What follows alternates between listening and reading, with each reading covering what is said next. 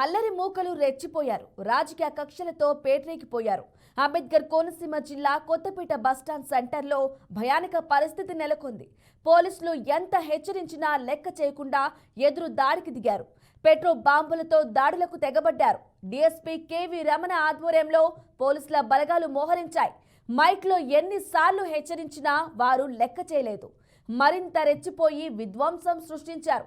దీంతో పోలీసులు పరిస్థితిని అదుపులోకి తెచ్చేందుకు బాష్ప వాయువును ప్రయోగించారు. అయినా వారు లెక్క చేయకుండా ఎదురు దాడులు చేస్తూ ఉండటంతో పోలీసులు కాల్పులు చేపట్టాల్సి వచ్చింది. ఈ కాల్పుల్లో పలువురికి గాయాలు కాగా ఒకరి పరిస్థితి విషమంగా మారింది. పోలీస్ కాల్పులు అనంతరం అక్కడ పరిస్థితి అదుపులోకి వచ్చింది. వెంటనే పోలీసులు గాయపడ్డ వారిని ఆసుపత్రికి తరలించి మెరుగైన వైద్య సేవలు అందించారు. ప్రశాంత వాతావరణంలో ఉండే కొత్తపేటలో ఇటువంటి దారుణమైన సంఘటన ఎలా జరిగిందని కంగారు పడుతున్నారా? అదేమీ కాదు. ఇదంతా పోలీసులు ముందు జాగ్రత్తగా నిర్వహించిన మాక్ డ్రిల్. సార్వత్రిక ఎన్నికల నేపథ్యంలో రాష్ట్ర వ్యాప్తంగా అనేక చోట్ల విధ్వంసకరమైన ఘటనలు జరుగుతున్న నేపథ్యంలో పోలీసులు మాక్ డ్రిల్ నిర్వహించారు. ఈరోజు డాక్టర్ బిఆర్ అంబేద్కర్ కోనసీమ జిల్లా మన జిల్లా తరఫు నుంచి ఈ మన 24 ఎలక్షన్స్ అలాగే కౌంటింగ్ బందోబస్తు సందర్భంగా ఈరోజు ఈ మాబ్ ఆపరేషన్ అనేది మాక్ డ్రిల్ చేయడం జరిగింది.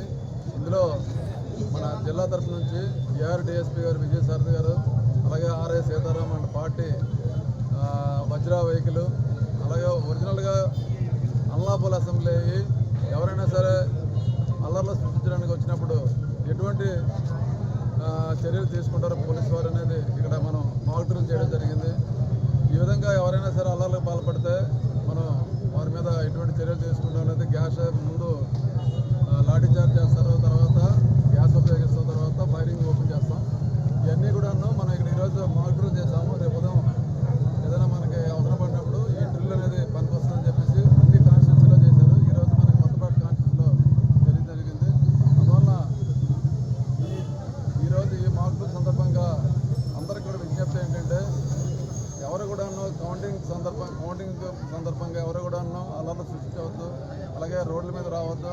144 సెక్షన్ అలాగే 30 పోలీస్ యాక్ట్ అమల్లో ఉంది కాబట్టి ఎవరు కూడా విన్నింగ్ క్రిస్టియన్స్ కానీ లేదంటే విజయోత్సవ సభలు కానీ రోడ్ల మీదకి వచ్చి ఫైర్ క్రాకర్స్ కానీ ఇవన్నీ నిషిద్ధం.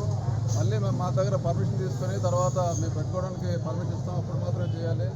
ఎవరు కూడా వారి ఇళ్లలో మాత్రమే వాళ్ళు ఈ విజయోత్సవాలు చేసుకోవాలి తప్పించి రోడ్ల మీద రాకూడదు. దయచేసి పోలీసు వారి నుంచి